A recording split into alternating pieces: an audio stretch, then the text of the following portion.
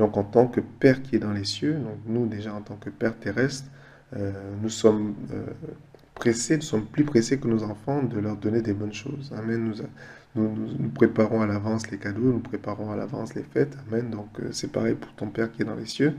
Il est plus pressé que toi de te bénir. Et c'est des choses qu'on ne voit pas forcément dans le naturel, mais c'est la parole qui nous l'enseigne. On va avoir deux versets qui en parlent. Et, et donc nous marchons par la foi et pas par la vue. Et donc c'est la foi par la parole qui nous le révèle et nous le croyons parce que nous l'avons vu dans la parole. Amen. Et donc le premier exemple, c'est celui d'un malade que Jésus a guéri pendant le sabbat.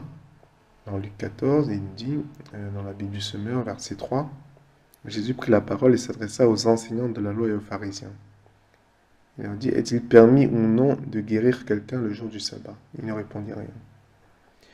Alors Jésus, saisissant le malade, le guérit et lui dit de rentrer chez lui. Puis il se tourna vers les assistants, sous-entendu les enseignants, et il leur demanda, et donc là, il vient de guérir le malade, donc il va leur expliquer pourquoi eux, ils sont dans l'erreur et pourquoi lui, il est dans le vrai. Et donc là, il est en train d'expliquer ce qu'il est en train de faire. Alléluia. Qui de vous, si son fils ou son bœuf tombe dans un puits, ne l'en retire pas le plus tôt possible, même si c'est le jour du sabbat? Le plus tôt possible. Donc la volonté de Dieu, c'est de te sauver le plus tôt possible de ce que le diable a lancé contre toi. Amen. Le plus tôt possible. Donc ça, c'est la volonté de Dieu. Amen. Verset 6, là encore, il ne sut que répondre. Et, et donc, tu peux regarder dans la Bible pour voir la suite de cette histoire. Le plus tôt possible. Donc, Dieu veut te sauver le plus tôt possible. On va se regarder dans le 15. Donc, l'histoire la parabole du fils prodige. Donc, on appelle souvent la parabole du père prodigue, parce que c'est le père qui est la star dans cette histoire. Donc c'est l'histoire d'un père qui avait deux fils, et le plus jeune d'entre eux est venu le voir et lui a dit qu'il voulait sa part d'héritage. Et donc c'est une parole très terrifiante, une parole très terrible dans l'oreille d'un juif apparemment, de ce que j'ai appris, parce que ça veut dire est-ce que tu peux mourir le plus vite possible? Je ne peux pas attendre que tu meurs, donne-moi mon héritage tout de suite. Mais c'est particulièrement vrai pour les juifs, même si on a l'impression que c'est aussi vrai pour nous. Et donc le père lui a donné sa part d'héritage, donc il a tout emballé, il est parti et il a tout dépensé. Et donc il a dû aller travailler pour quelqu'un dans ce pays où il était allé, qu'il a envoyé s'occuper des porcs.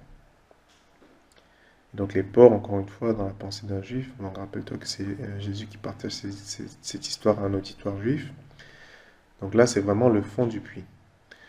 Et donc, même quand il avait faim, il aurait bien voulu avoir les caroubes, la nourriture des porcs, à manger, mais personne ne lui en donnait. Et donc, au verset 15, la Bible nous enseigne, rentré en lui-même, il se dit, combien d'employés chez mon père ont du pain de reste, alors que moi ici, je meurs de faim. Verset 18, je vais partir, j'irai chez mon père et je lui dirai, Père, j'ai péché contre le ciel et envers toi, je ne suis plus digne d'être appelé ton fils, traite-moi comme l'un de tes employés. Je ne suis plus digne d'être appelé ton fils, traite-moi comme l'un de tes employés. Et donc, c'est ce qu'il s'est dit, il s'est repenti en gros, et il s'est dit, voilà ce que je vais faire, donc il a agi avec sagesse, et donc il est reparti chez son père. Donc, verset 20, il partit pour entrer chez son père. La Bible nous enseigne que comme il était encore loin, son père le vit. Et donc ça, ce passage-ci nous indique clairement que pour que ce soit arrivé dans ces circonstances-là, ça veut dire que très très régulièrement, son père faisait les 100 pas autour de la propriété pour scruter l'horizon, pour voir si son fils n'était pas en train de revenir. Le père est toujours en train de scruter l'horizon pour voir à quel niveau tu es, pour voir à quel niveau tu es du royaume, à quel niveau tu es pour ceux qui sont perdus. Amen. Comme il était encore loin, le père le vit, fut ému de compassion, il fut ému, il courut se jeter à son cou et l'embrassa. Il courut se jeter à son cou et l'embrassa. Et donc, dès que le père a vu que son fils était à l'horizon, il a été ému de compassion. Il a couru pour aller pour se jeter au cou de son fils et l'embrasser, alors que là, il sentait encore le porc. Alléluia. Et donc, le mot couru ici, c'est techno, donc c'est un mot qui est est défini comme utiliser tous ses membres dans un espace restreint. Courir, ça veut dire sprinter. Donc il a couru en sprintant vers son fils. Le Père court en sprintant vers toi à partir du moment où tu es à l'horizon parce qu'il est plus pressé que toi. Amen. De te bénir. Trop souvent, on oublie ces vérités. Et on lit dans la Bible comment Dieu, entre guillemets, se souvint de Rachel et après l'enfanta Joseph. Et là, au lieu du soulagement sur la fidélité de Dieu, Dieu n'a pas oublié Rachel et il a agi et puis elle a eu Joseph. Amen. Un homme qui a impacté le monde entier au lieu du soulagement et de la foi. C'est le découragement qui nous vient dessus. Dieu m'a oublié.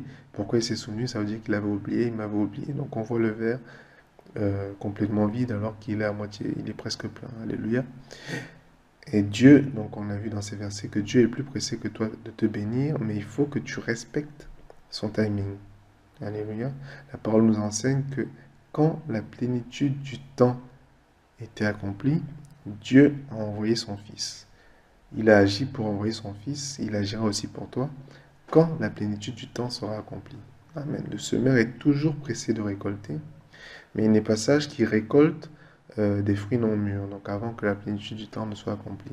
Alléluia. Si tu essayes de manger un fruit non mûr, tu comprendras, une mangue ou un ananas, c'est vraiment infect.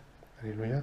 Et donc il faut que tu prennes plaisir à écouter le semeur et que tu enlèves tes yeux de l'ivraie que le diable sème et qui pousse plus vite que la bonne semence. La vérité, c'est que le Père Céleste a semé la bonne semence et quand la plénitude du temps sera accomplie, tu récolteras. Alléluia.